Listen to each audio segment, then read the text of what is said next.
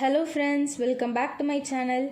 இன்னைக்கு நம்ம சேனல்ல ஜர்தோசி வச்சு மேட் ஃபில்லிங் எப்படி பண்றதுன்னு தான் பார்க்க போறோம். இதுக்கு முன்னாடி நம்ம த்ரெட்ல எப்படி மேட் ஃபில்லிங் பண்ணனும் அப்படின்றத நம்ம பார்த்தோம். அதே ப்ரொசீஜர்ல அதே மெத்தட்ல எப்படி ஜர்தோசியை வச்சு மேட் ஃபில்லிங் போடுறதுன்னு தான் பார்க்க போறோம். நான் ஜர்தோசியை சின்ன சின்னதா கட் பண்ணி நீடில்ல லோட் பண்ணி வச்சிருக்கேன். இங்கே லைன் போட்டிருக்கேன்ல, அந்த ஒரு லைன்லேயுமே நான் ஜர்தோசியை செயின் ஸ்டிச் யூஸ் பண்ணி ஸ்டிச் பண்ண போகிறேன்.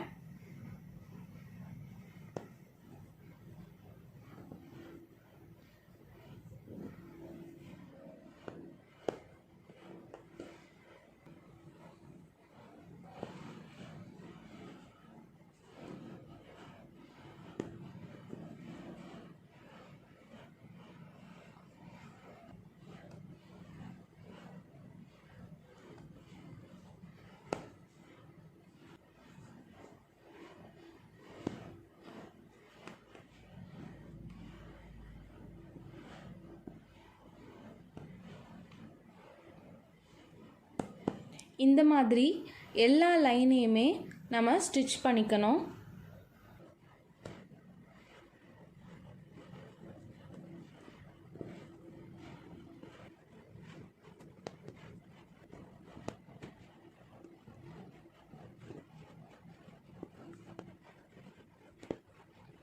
எல்லா லைனுக்குமே நான் ஜர்தோசி வச்சு ஸ்டிச் பண்ணி முடிச்சிட்டேன்.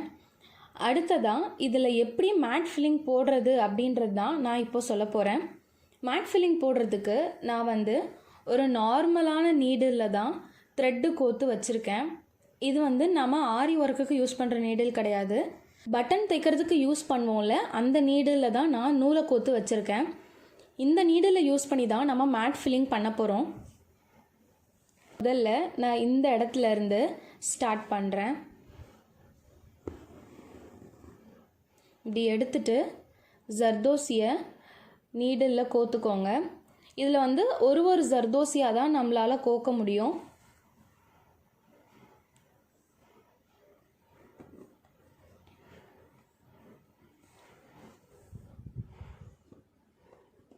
இப்படி கோத்துட்டு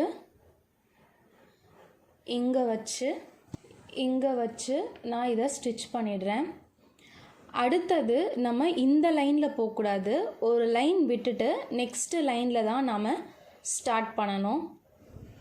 அடுத்ததாக இங்கேருந்து நான் ஸ்டார்ட் பண்ணுறேன்.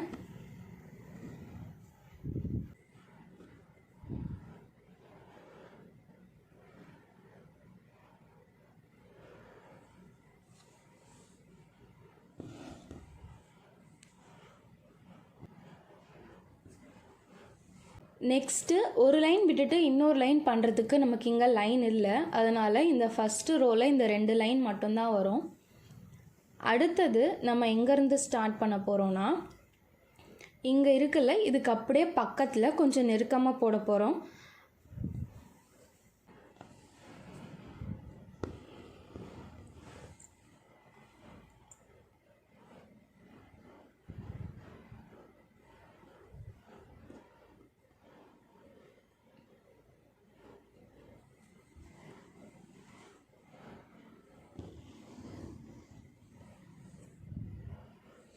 இப்போது இந்த லைனில் முடிச்சாச்சு. ஒரு லைன் விட்டுட்டு அடுத்த லைனில் இப்போ நான் ஸ்டார்ட் பண்ணுறேன்.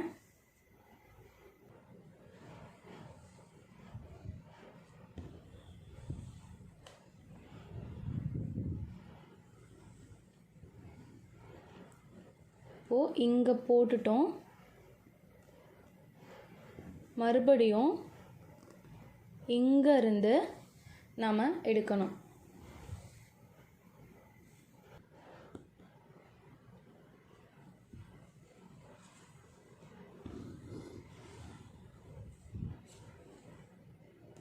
அதே மாதிரி அந்த லைன் விட்டுட்டு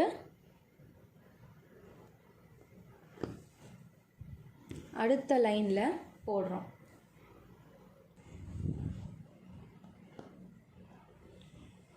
இதே மாதிரி நம்ம ரிப்பீட்டாக பண்ணிகிட்டே இருக்கணும்.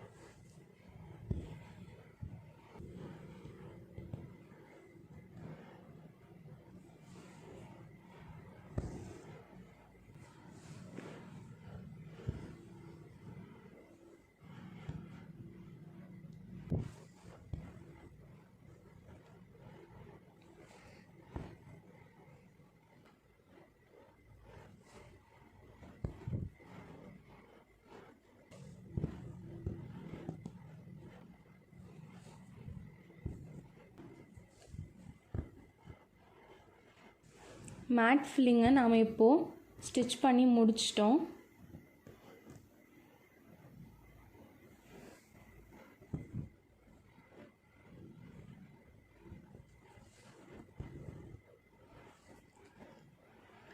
இந்த வீடியோ உங்களுக்கு பிடிச்சிருந்ததுன்னா மறக்காமல் நம்ம சேனலை சப்ஸ்கிரைப் பண்ணிவிடுங்க.